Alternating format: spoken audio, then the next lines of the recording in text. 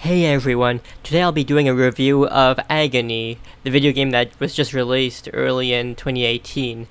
So Agony is a very unique game. It has a big history behind it, and it has a lot of politics involving it. One of the things about Agony was that it had a lot of censorship issues. So the game was, and if you don't know, the game is made to be, it is made to be very provocative. It has a lot of nudity, sex scenes, and it has a lot of controversy because these scenes were kind of censored out before the release. And I don't really think it's necessarily their fault either, the developer's fault. It's not their fault because they had to really make a compromise from what it looks like. I don't want to divulge too much into the politics of the situation, but with the consoles, for some reason the consoles have stricter regulations when it comes to making the game ratings.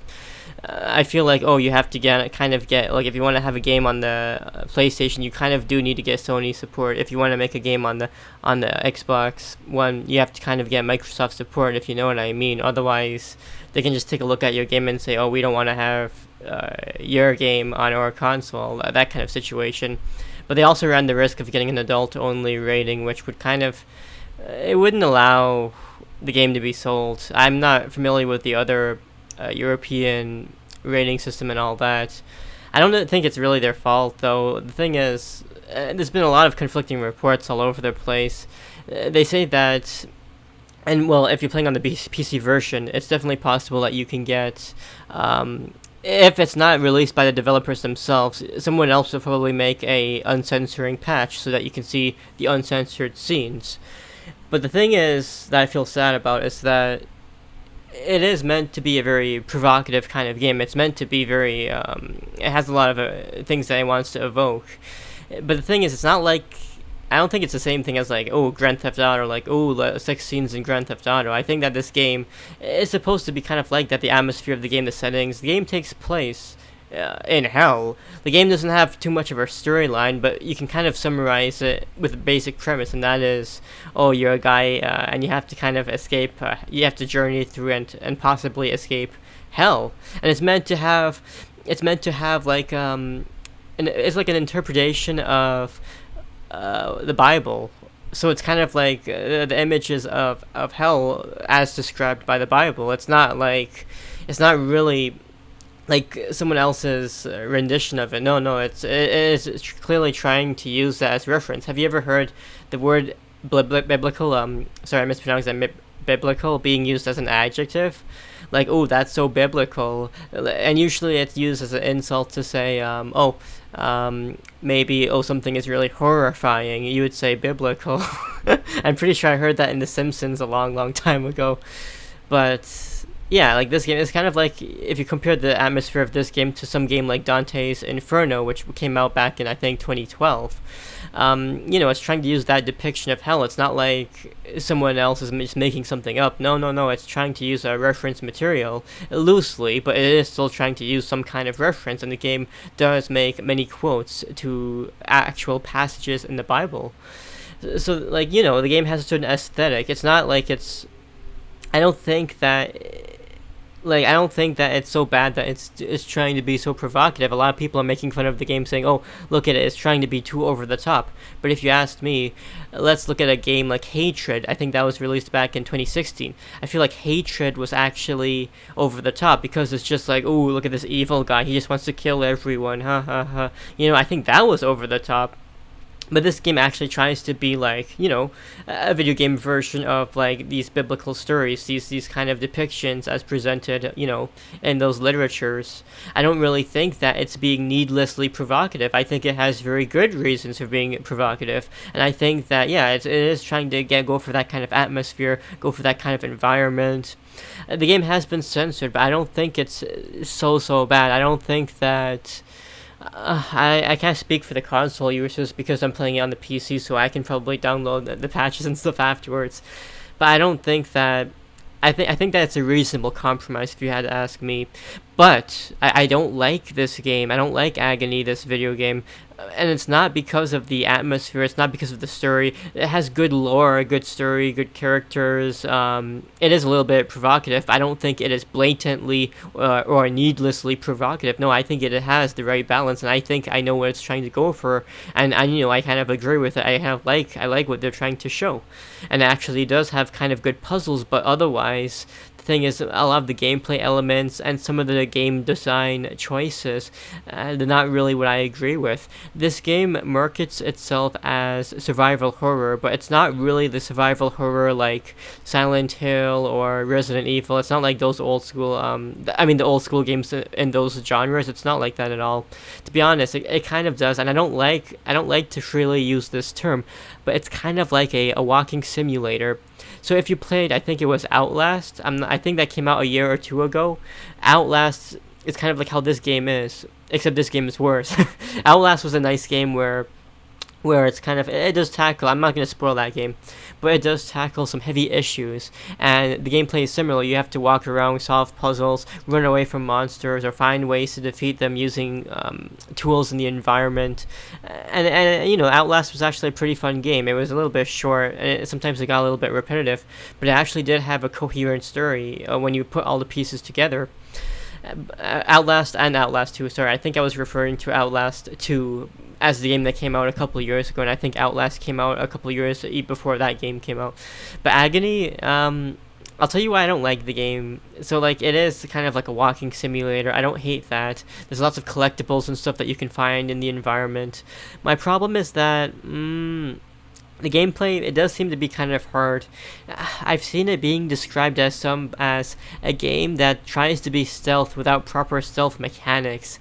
The game does have a big, nice tutorial, and it gets presented to you slowly over the first maybe half hour of the game, so that's really good. But the problem is that the design choices are not what I agree with. I think that the game is just too dark. I'm using a PC monitor, not a television or anything like that, a PC monitor, and I could not find any settings within the game to actually adjust the brightness. And when I tried to adjust the brightness on my monitor, which is something I haven't had to do since the 80s or 90s, you know what I mean? The old games had settings where you had to manually change like stuff on your TV, on your old CRT TV, those old Konami games where you had to fiddle around for hours just to find the right like contrast balance and such. I haven't had to do this in years, but now I've been adjusting my my monitor, my desktop monitor's brightness, and all the other games work with my usual brightness setting, and I'm careful with my brightness setting because I've had it configured for like my gameplay so it doesn't mess up my eyes, so this kind of stuff. So I've been adjusting my PC these brightness settings on the monitor for a while, and I just couldn't get it right. No matter how I adjust the brightness settings, it just made the game look like shit, and I was still barely able to see anything. This game is needlessly dark. I know that it's trying to be scary and creepy, and it definitely does seem scary and creepy. I was playing this game with low lights, and I was playing it with headphones, full sound, so I could get the maximum scariness out of it. And yeah, it's not really scary per se. It tries to be more creepy, and it tries to immerse you in that kind of environment. But the problem is that it's just too dark of a game. It's like I'm fumbling around in the dark. And the problem with this game is that there's a lot of pits in the game. Well, the game is, and then you end up dying and stuff. And it's just like, I feel like I'm a blind mole or something trying to just feel my way through the levels. And eventually I just said, screw this. I'm not going to continue with this game because it's just, it's just like needlessly, difficult. The game does have a friendly checkpoint system and stuff. The game does encourage you to die, and it lets you, basically you can find these bodies around the environments, and it'll let you take over these bodies if you die, and then you can just take someone else's body and use that to continue exploring the level.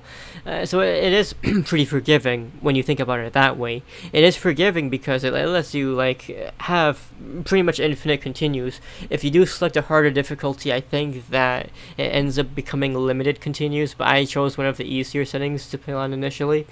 So that's a plus. But the thing is, I just didn't like the puzzles and the way they presented the game. I mean the gameplay, it just didn't seem fun at all. It's like Outlast, but it's even worse. It's just, I would like play for a few minutes and get insta killed by the demons, and then I would have to run for another 10 minutes to get back to that place, and then try again, and then instant killed. It's just so dark. So I found all these bodies I can use in case I die. And then all of a sudden, I die, but then it does a whole bunch of these shitty filters over the game, and then I can't see anything. So like, I have a whole bunch of bodies I could inhabit after I died, but now I can't find anything because you just made me die, and now you put all these shitty filters over the game, and I can't see anything anymore. This kind of thing, and I just don't like that kind of design choice. I do like the actual let's say like the demon designs, the actual atmosphere and stuff. I do like that, but when you actually like look at the darkness and brightness, oh my goodness, they made it so dark. What did they do? This game has been playtested in beta for quite a while. It was kickstarted. They used crowd funding to get the funding for this game, so it should have been tested for longer before they released it. So I bought this upon release, and I'm playing it, and I'm like, oh my god, this game is shitty. I can barely play through this. It's so dark. There's so many shitty filters over everything. Oh look, it's so difficult to hear the enemies. I'm using my headphones, I can barely hear them. They keep like I try to crouch, try to go really slowly, and when you crouch, you go really slowly. Like I mean extremely slowly. It is so annoying. And I'm crouching, walking very, very, very slowly just to get through these levels. And these demons run up to me, insta kill me.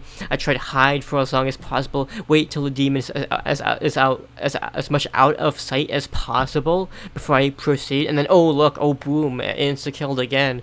I mean, it's just so frustrating. And maybe I should have played more of the game before doing this review of it, but my god, it's just like I played it for like a couple of hours and I was just so disappointed. This isn't like the kind of game I like. Is it like the kind of game where everything else I like except the gameplay? Everything else is so nice about the game. I like that it tries to be creative. I like these old like biblical kind of games like Dante's Inferno. I like those environments. I like the game. It doesn't scare me. Nothing scares me as an adult. But the thing is, it definitely tries to be creepy. It tries to creep you out with the environment. It was trying to do a good job of being a survival horror game, but the problem is that the gameplay is just not fun. I play games for the gameplay, and the sad thing is that even a repetitive game, anything else, anything would have been more fun than this. I just didn't like this game.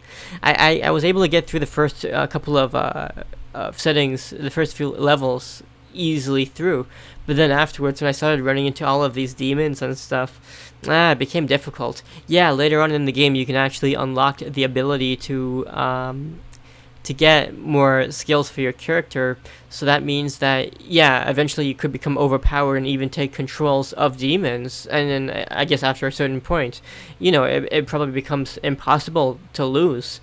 But in the beginning, oh my goodness, it's horrendous, it's frustrating, it is a lot of bad gameplay choices from the developers, unfortunately. And for that, I just couldn't continue playing through it. It was just so frustrating. Like, I'm using all of these hidey holes, mashing the buttons, just to try to find these holes, trying to find bodies to inhabit, and it was just a very, very frustrating experience. I do give kudos to the developers for trying something new, trying to be taking a risk, because the risks nowadays, you don't see game developers take that many risks, so it is nice to see, someone do something different. This game does not have any shit like microtransactions or DLC, nothing like that at all. So, and again, like in an environment where single player games are becoming less and less abundant, and where you keep seeing only people making multiplayer arena kind of games, this game is really nice to see. But unfortunately, I can't give it a very positive review because it's just not fun as a game to play through. Yes, I love the lore, I love the quotes, I love these data entries, these journals that you can find inside of the game. It is very fun. I love the environment, I love the atmosphere, I love everything else, but I just don't like playing through the game. Sorry to say that. If you enjoyed watching the content of this review, please consider subscribing to our channel and giving this video a thumbs up. Thank you.